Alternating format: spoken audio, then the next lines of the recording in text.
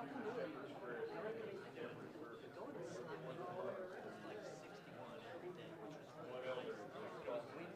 not bad. Windy and wet. So if it had been 70 windy and wet, that would have been 60. A little bit cool. It was perfect for me. It was very nice. It wasn't too windy wet outside.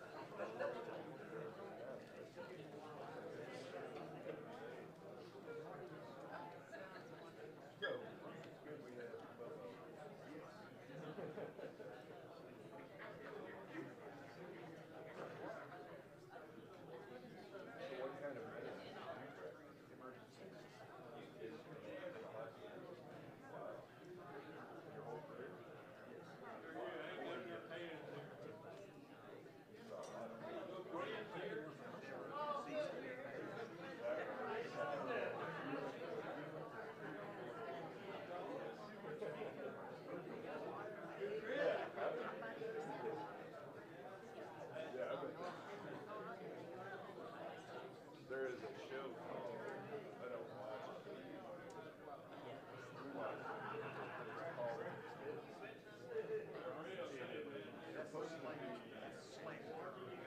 Yeah, yeah. And it's supposed to be pretty weird. What it is.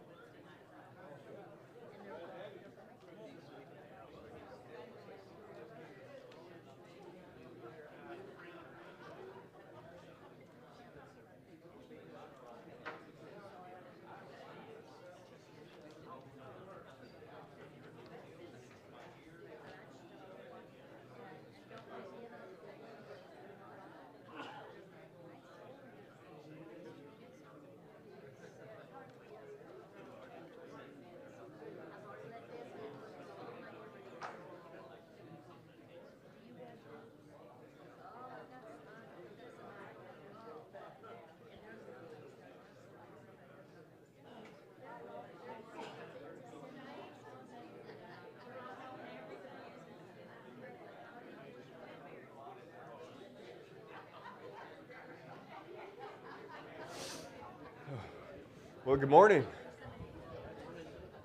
Is any, show of hands, anybody in here ever go to the State Fair of Texas? Do you ever venture out there? Oh, wow. Maybe more than I anticipated. Now, I'm not going to ask you to answer. I'm going to ask the question, but I don't expect you to answer it. Do you enjoy going out there? Yeah. Oh, you do? Okay. Andy does. 20 years ago. 20 years ago. Well, I went last night, and I don't know. I saw a lot of people seeking pleasure under the sun. Let's just say that. And we went out there. It was really kind of interesting to me, maybe not to you. But we went out because had a friend who is in a band. And so his band was playing at one of the little venues there. And what's so funny about it, it is a 4-person band, and they're all members of the Church of Christ. So I really went just to see, can Church of Christ people move when they're on a stage? Or do they have to remain rigid? And it was very interesting. But I will tell you this too, though. Because they grew up singing a cappella, boy, all 4 of them can sing. And it was very good, actually. So anyways, I don't know why I shared that, other than it does kind of relate to what we're going to talk about a little bit today. Did they sing acapella there? No, they had instruments, but they could sing. I mean, they did move. Well, there was a lady that was the main singer. She moved. I will be honest with you, though. Anyways, that's all I'll say. Maybe she shouldn't have been moving. I guess. Yeah. Yeah. Now I really regret bringing any of this up. Okay. I'll tell you what. How about if we pray? Let's pray. Heavenly Father, thank you for this day that you created. And thank you for allowing us to experience another Sunday worshiping and focusing on you. We know for a fact, God, that this world knows that there are problems, that there is a problem. But sometimes, even as believers, we may not know what those solutions always are. And certainly, the people that are around us who are not Christians, they are searching. They really don't know what the answers are. So thank you for providing the answer to all our problems. What a wonderful gift. Help us to never forget that you have answered our problem and that you absolutely have an answer for how all of this life under the sun, how it's going to end. You've solved all of it. So let us also have, when we're out and about, let us pray that we have opportunities to share those answers. It's not easy, it's scary, but give us the courage, help us to scatter that seed, and just get out of the way and let you do the rest. It's in Jesus Christ's holy name that we pray. Amen. So we are going to continue looking at this idea of searching. Everybody's searching. There's not a person on this earth who's not searching for something. So humans, that's just in our nature. Well, what are we searching for exactly? And how are we going about searching for it? So last week we started with this idea of all of us at different points, whether we know it or not, we're searching for injustice. And what is the solution to all the injustice? Well, today we're going to continue that searching journey and talk about searching for pleasure. We all do it, whether we want to admit it or not. And so why are we doing it? And exactly what are we searching for? We talked about how the author of this book, Ecclesiastes, is different. This author, he tells you right off the bat in the first chapter, first verse, I'm a teacher. But he's not a real typical teacher. He's a teacher that doesn't just beat you over the head with the answers to what he's trying to solve. He leads you to them. He gives you clues to them. And he really wants you to think and think deeply. So I appreciate that about him. I think that's what good teaching is. And then second of all, he tells you I'm different because I have a lot of wisdom, an unusually large amount of wisdom. And he also tells you, basically, I'm very wealthy. He was a king, and he tells you he was the son of David, king of Jerusalem and one of the sons of David. Well, you know, that leads us to believe that it's possibly Solomon. But he never says who he is. So it's very interesting, and it's just a very different book for all those reasons. Now, I want you to know this. We said it last week, but I want to remind us. It's good for me, at least. This book can become very confusing very quickly because of those things I mentioned, but also because of this. He also tells us throughout that he is really taking on a bit of a role. It seems as though he is a believer, and if he saw him, and we know he was a believer, but he's taking on this role of a skeptic. I just want to see for sure, what does this world really have to offer? And is it good enough? Am I going to find meaning? Am I going to find the answers in this life? Just this life under the sun. From the time people are born to the time people die. And so that's what he's really going to search under. I think we have to keep that in mind, because if we don't, again, it becomes very confusing. And now what we're going to find out today is he's going to add a little bit more complexity. Not only is he going to let us know that, yeah, he's searching, but at times he's going to start having doubts. And he's going to start making commentary. And that sometimes makes it even a little bit more confusing. So let's just take a look.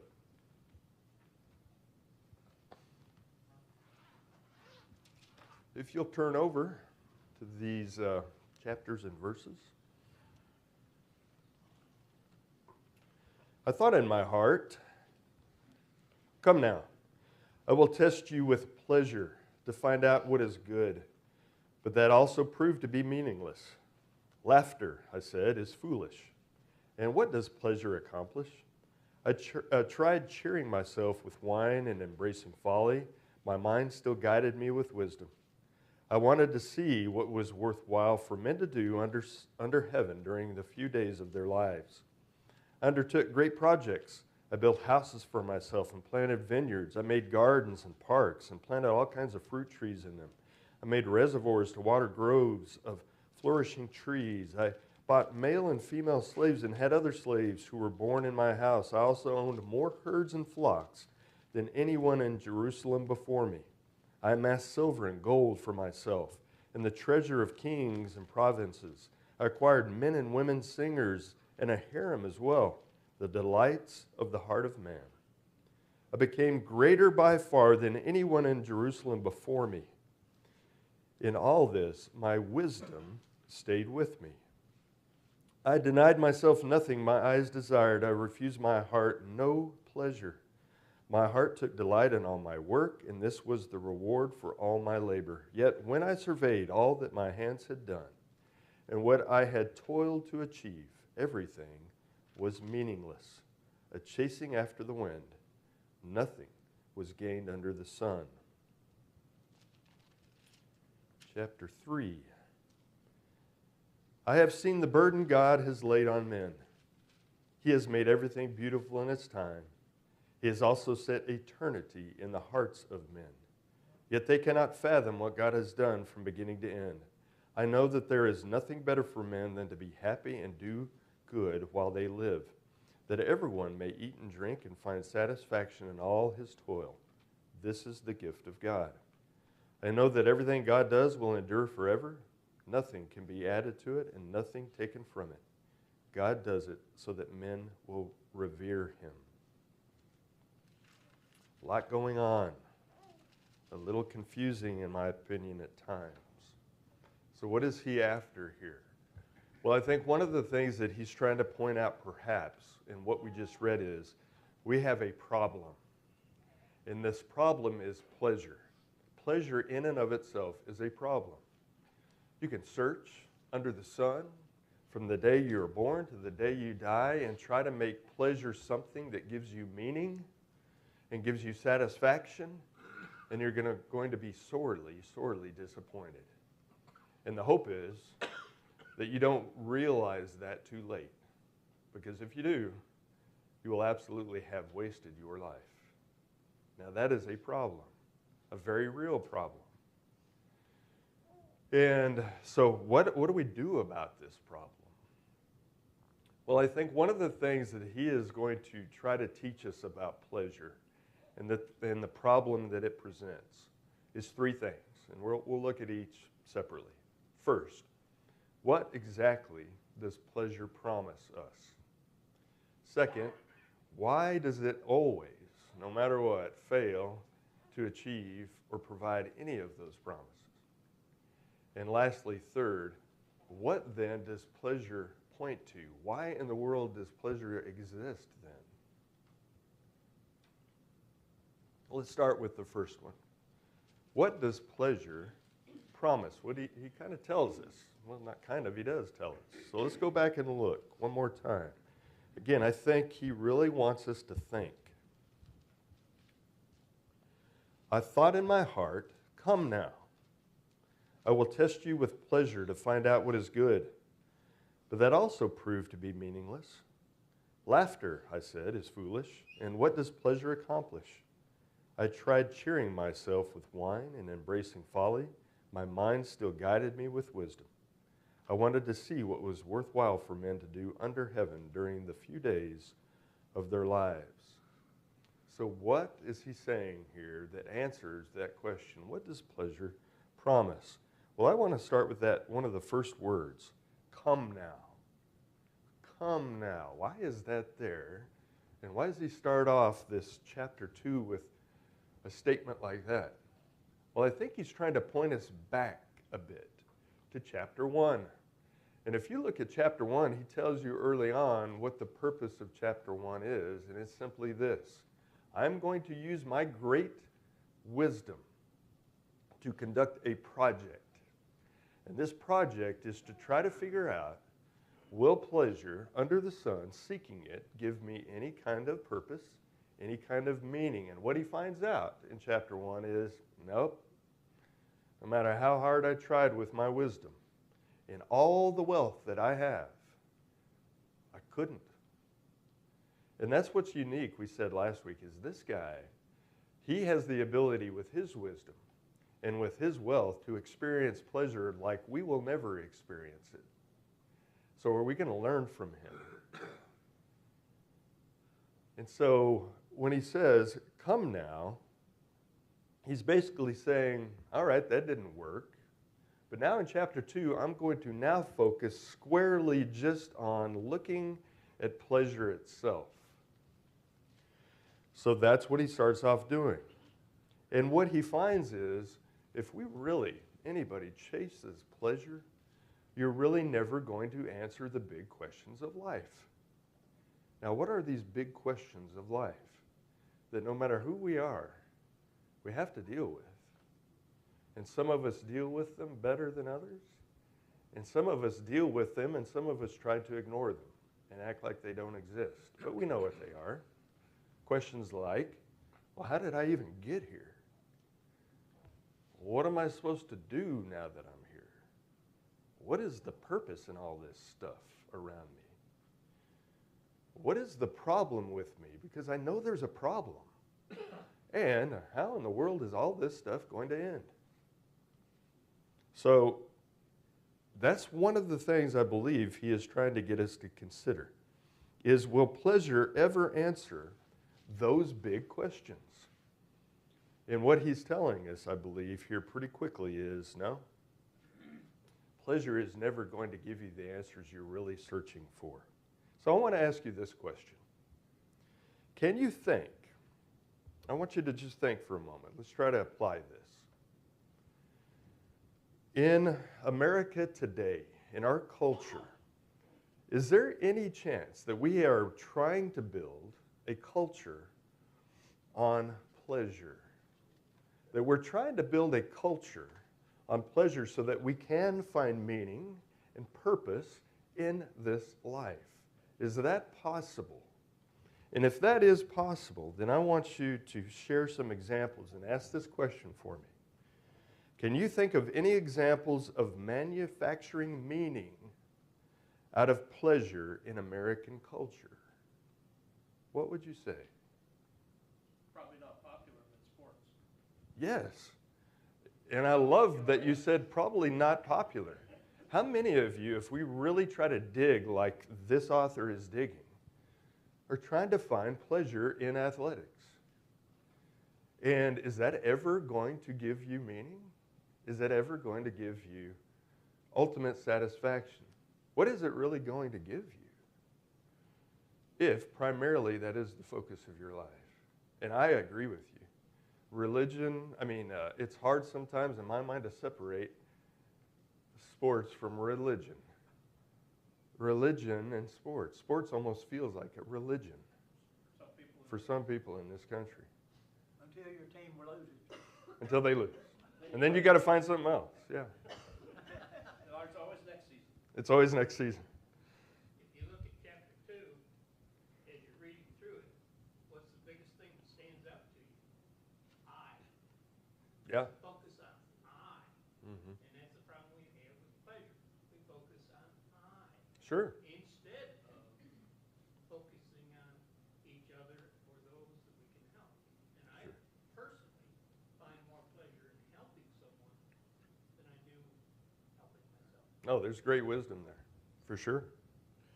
So let's go back to this question. We had one answer, but I want you to really think, and I hope this makes us a little uncomfortable. Can you think of any other examples where we try to manufacture meaning out of the pursuit of pleasure in American life? Shouldn't be that hard, right? Watching television. TV.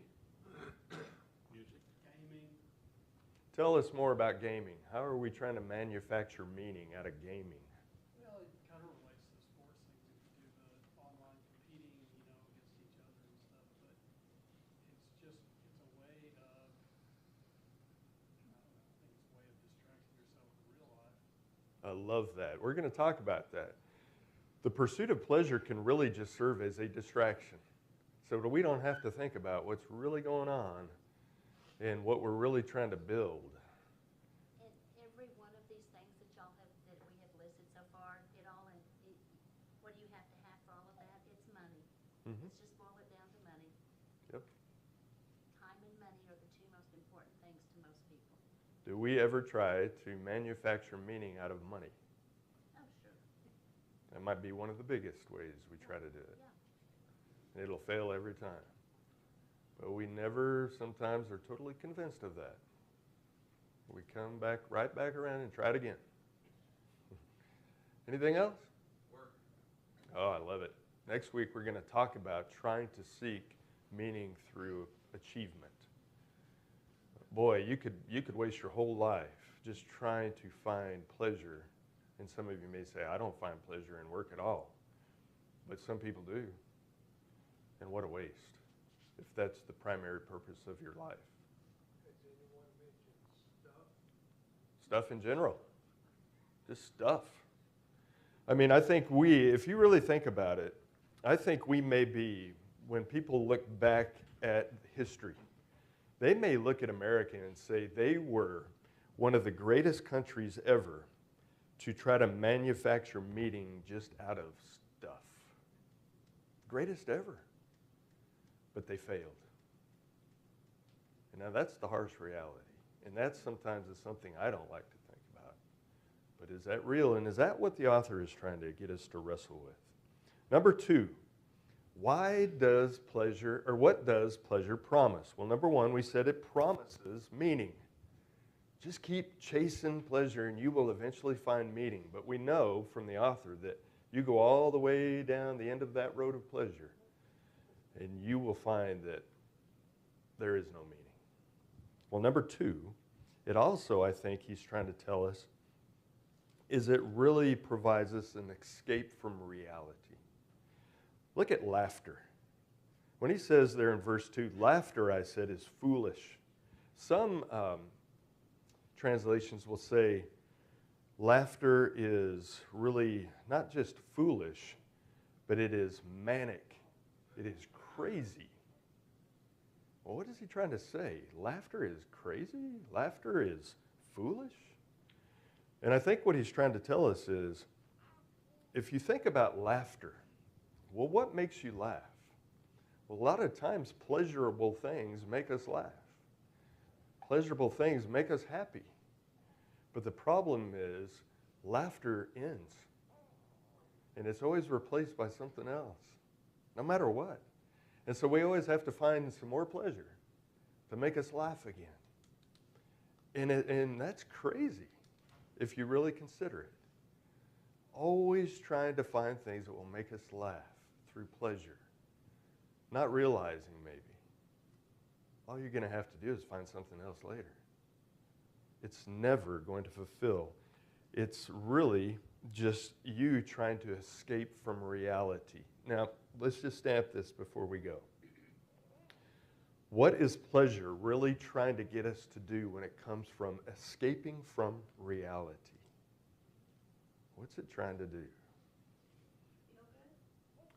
Feel good for sure, but what reality is pleasure promising that, hey, if you chase after me, I'll let you escape from this reality? What is the reality it's trying to get us to escape from? Stresses of life. Stresses of life. Yes. What else? Takes your eyes off of God. Certainly, which is never a good thing. What's the problem with this world? What's the real reality of this world? It's broken. It is absolutely broken. But we want to run around sometimes and act like there's nothing wrong. This is great. Greatest country in the world. We got everything. We're blessed. I'm not saying that's wrong, but if that's your primary focus, you're not living in reality, because this place is absolutely broken. And pleasure is an escape from that. But if you're always running from reality, the author, I think, is saying you're going to waste your life. You're going to be sorely disappointed and devastated at some point. So let's consider that. Now, let me stamp this too. I think there might be, if you think about it, even in our culture, when it comes to seeking pleasure and what it promises, there's an uptown version of pleasure, perhaps, and a downtown version of pleasure. Now let's farm these, or let's parse these out a bit. I think we can look down our noses at people who are trying to seek the downtown version of pleasure. And what does that look like? Excess. Excess in alcohol, excess in drugs, excess in sex. Just over the top, all the time, pushing pleasure to the limit, running down the end of that road full speed, constantly. And we can go, oh, I don't seek pleasure like that. And those people do have a problem. But let's turn it more towards us, maybe. There's another version of pleasure. Maybe we can call it, again, uptown pleasure. And it's far more subtle. And it might look like something like this. I really enjoy artistic things. And so I buy them. I spend a lot of money searching the best artwork. Or I really enjoy going to sporting events. And I really spend a lot of money, if I think about it, going to these, getting the best seats, getting all the stuff. On and on we go. Now that's more of a subtle uptown way of pursuing pleasure, but they're both the same thing. They're both seeking pleasure, and they both will never give you what they promise. They're both just an escape from reality. Our true pleasure is beyond this life, Yes, and we forget that. absolutely. And I think that's what the author's trying to get us to realize. So let's stamp that too. Let's never forget that the author is talking about trying to seek pleasure under the sun. Just this life from birth to death. He is not looking through this experiment he's conducting through the lens of what's beyond the sun or what's above the sun. You're spot on. That's the only place we can really find meaning. But he's wrestling first with, can we get our answers under the sun? Yeah. Let's go to the next one. Oh, I skipped to you then. Why then? Why does pleasure fail us if we spend our lives pursuing it? Well, lasts forever. does not last forever, and it was never meant to last forever. So let's look at it. I think, first of all, what he'll show us here is pleasure will fail to distract you. We want it to distract us, maybe, knowingly or unknowingly, but it never will fully. So let's go to this verse. I tried cheering myself with wine and embracing folly. My mind still guided me with wisdom. I wanted to see what was worthwhile for men to do under heaven during the few days of their lives. And then skip down to verse 9. I became greater by far than anyone in Jerusalem before me. In all this, my wisdom stayed with me. It fails to distract you from the meaninglessness of life. That's what he's discovering. He's experiencing it to the fullest. But what does he say? But my wisdom keeps breaking through. He says it twice. Look at verse 3 again. My mind still guided me with wisdom. Even though I'm trying to drink wine and embrace folly, I keep having a breakthrough. It's almost like his conscience or something. And then look down there again at 9. I mean, my word, look at everything he did. He was greater by far than anyone in Jerusalem before him, but my wisdom stayed with me. It kept breaking through. Listen, this stuff that you're seeking, trying to distract you from reality, it's never going to work. And he knows it deep down, and I think that's what he's trying to get us to realize. If you ever have something that starts telling you, this doesn't seem right. This isn't giving me what I thought it was going to give me. Listen to it. It's called wisdom. It's called God-given wisdom. And pay attention. It's trying to break through. Let's go to the next one. It also, pleasure will always fail us because of this. It will always fail to satisfy you. And let's look at some examples. Yet when I surveyed all that my hands had done and what I had toiled to achieve, everything was meaningless, a chasing after the wind. Nothing was gained under the sun. So first, I think what he's trying to tell us is, if you seek pleasure, it's going to always fail to satisfy you physically. Look at everything he did physically, trying to get pleasure to fulfill him. Start up there in verse 4. It's amazing, actually. He built houses, and then he planted vineyards, and then he made gardens, and then parks and reservoirs, and blah, blah, blah, blah, blah, blah, blah, and everything was bigger than the first. Now, have you ever experienced this? You build a house, and you get pleasure. Physically, you get pleasure from that house for a while. Am I the only one, though? After a year or two, you're like looking around at other houses, looking around at other neighborhoods, looking around at friends' houses when I go over. It's never good enough. And what's really kind of bothersome to me, for myself personally, is everything that I try to fulfill myself physically, the next thing has to be even bigger to give me the same amount of pleasure. Does that make sense? And folks, what do we call that? We call it addiction. If you think about anybody who is experiencing something physically in this world that promises to be pleasurable, you experience it, and let's not lie to ourselves, you will find pleasure for a while. But then that doesn't work anymore, and so you go to the next thing. But you've got to experience even more of whatever that next thing is, just to get that same amount of pleasure from the first thing. And it's on and on and on. And what do we know about addiction? If you don't start listening to the wisdom, it absolutely will destroy you. It is seeking to destroy you. I've built a lot of houses, and for other people and ourselves, every time I've built one, when I get through, I always wish I wish I'd have done it a different way, or whatever. That's the way we think as, God has built into us a instinct of self-gratification. Yes. And it's a good instinct.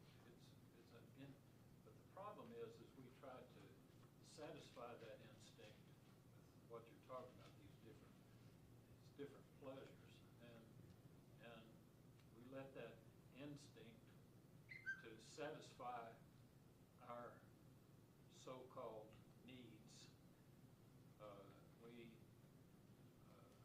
We get off of the path that God has intended us to by seeking the things that we think will satisfy this instinct. Yep, I love it. Hey, think about all throughout the Bibles of examples of what you just said. Go back to the Israelites and Moses. And what was God so upset about with the Israelites? Here comes Moses off the mountain with the Ten Commandments, and he had turned his back for a while, and the people are doing what? Creating idols. Are you kidding me? And so I've heard people say what you've said like this. Make sure that you're not trying to worship the created. Make sure you're worshiping the Creator. And I think the author is warning us.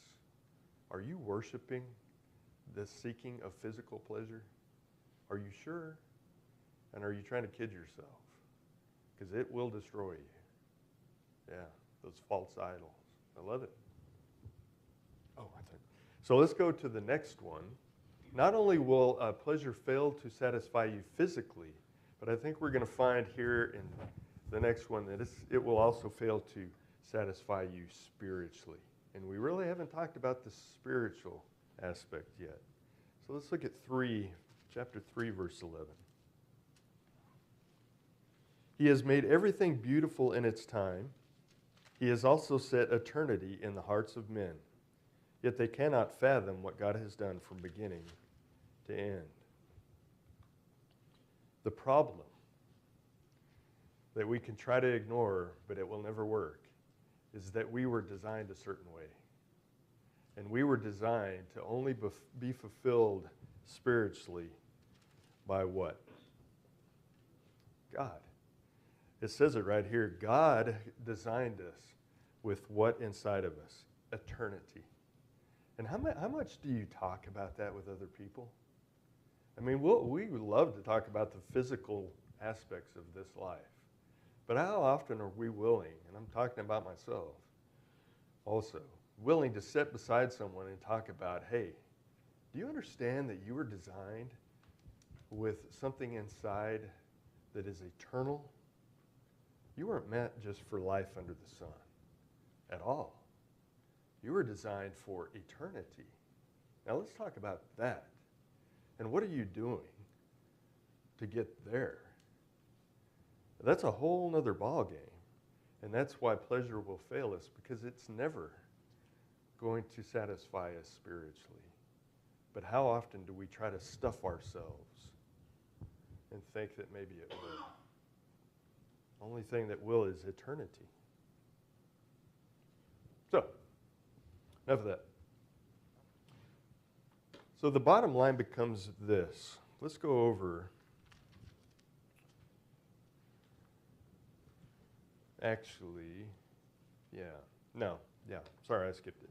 Let's track this just a little farther, this idea of fulfilling ourselves spiritually. Go to Psalms 16.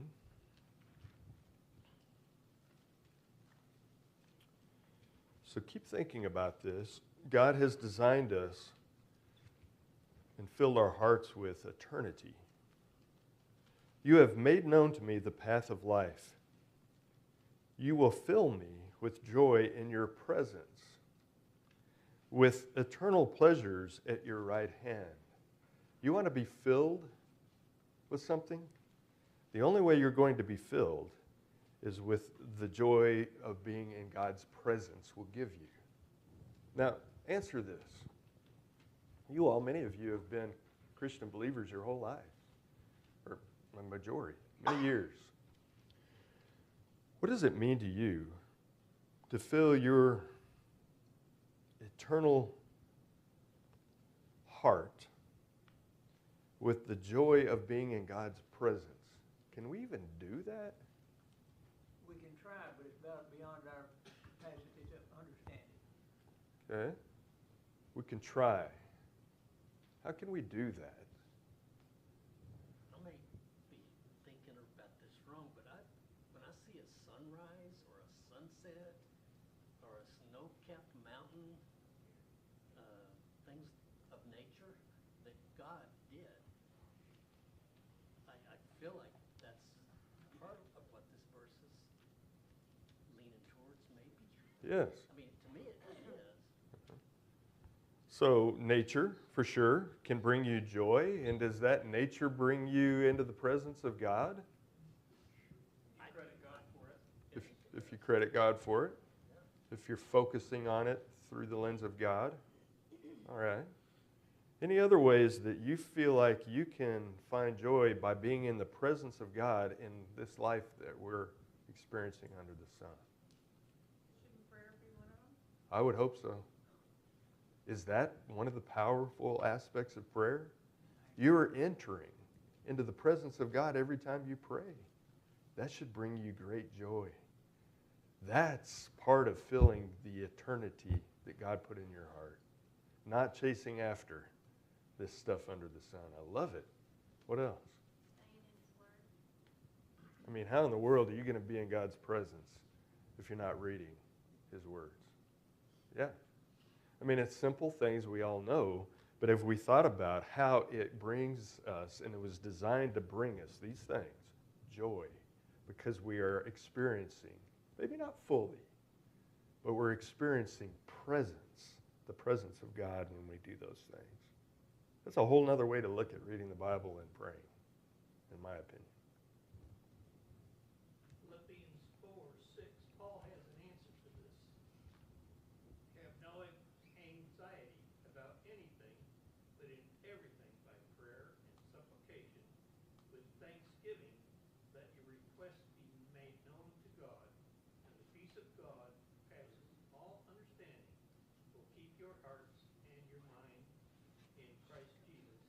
Finally, brethren, what is true, whatever is honorable, whatever is just, whatever is pure, whatever is lovely, whatever is gracious, if there is any excellence, if there is anything worthy of praise, think about these things. And if you skip a verse or two, Paul says, I do not complain of one, for I have learned in whatever state I am to be content.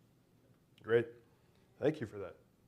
So let's go to trying to answer this. Pleasure will fail to satisfy you. Let's go to Psalm 16. We read that. Now let's look at 27:4. One thing I asked of the Lord, this is what I seek, that I may dwell in the house of the Lord all the days of my life, to gaze upon the beauty of the Lord, to seek Him in His temple. So ultimately, the question I think that we all have to ask is, if we're trying to seek pleasure, how are we trying to seek it? And the only way we're truly going to find pleasure is through finding it in the beauty of God. And the idea here is this: where are you trying to find beauty? If you go over to Isaiah 53, and I know you've all read this, but I think it's important for us to end on this. Isaiah, hundreds of years before Jesus, says this about Jesus. He grew up before him like a tender shoot, and like a root out of dry ground. He had no beauty or majesty to attract us to him, nothing in his appearance that we should desire him. He was despised and rejected by men, a man of sorrows and familiar with suffering. Like one from whom men hide their faces, he was despised, and we esteemed him not. Where do you try to find beauty? Are you trying to find beauty in earthly pleasures? If so, it's going to fail you every time. What were we designed to find beauty in? God and God alone. But let's dig a little deeper. We were designed to find beauty in Jesus and just who Jesus is. And let's dig just a little deeper. We were designed to find beauty in what Jesus did for us. That's the only pleasure. That's the only beauty that will ever suffice, that will ever fill our hearts. Now, if you think about it that way, then we may have a bit of a problem still. Now, don't take this the wrong way. I hope you'll hear me through. But you can be a highly religious person. And a highly religious person might say to you, I find, if they're really honest, I find beauty, I find fulfillment, I find pleasure in obeying the commands of God. Now, I'm not saying there's anything wrong with that. But if that's the only place you find beauty, is in following the commandments of God, it's still going to fall short. Why? Because you can never follow those perfectly. It's almost like chasing after stuff under the sun. You'll never achieve it perfectly. So what does a Christian say? I believe a real Christian would say this: yes, highly religious person, obedience, following the commands of God is critical, no question. But a Christian goes even further and says, but I find real beauty just simply in who Jesus is. And I find real beauty simply in really understanding what Jesus has done for me. And that is absolutely fulfilling. Now, that is a big difference. And I wonder sometimes of myself, am I stuck in the high religious sometimes in not living as much as I should in the Christian? Just find beauty in being in the presence of God. Just find beauty in who Christ is. And find beauty simply in what he has done for you. Do we really realize what he has done for us? This verse says it in Isaiah. He became ugly, physically ugly. He experienced the ugliness of this world, physically. People hurling things at him, the cross, his love, his most close friends turning their backs on him at his hour of greatest need. He experienced ugly to the nth degree. Why did he experience all that? And that's physical ugliness, but if we take it a step farther, we can see that he experienced spiritual ugliness, like hopefully we'll never have to. His Father turned his back on him when he was on the cross so that we would never experience that. In other words, Jesus took the ugly that we absolutely deserve, and he took it upon himself so we will never have to experience that ugly. Does that make sense? That's where we find real beauty. That's where we find and should find real pleasure. That should make all the difference. Hey, thank you all very much for listening. Have a good day.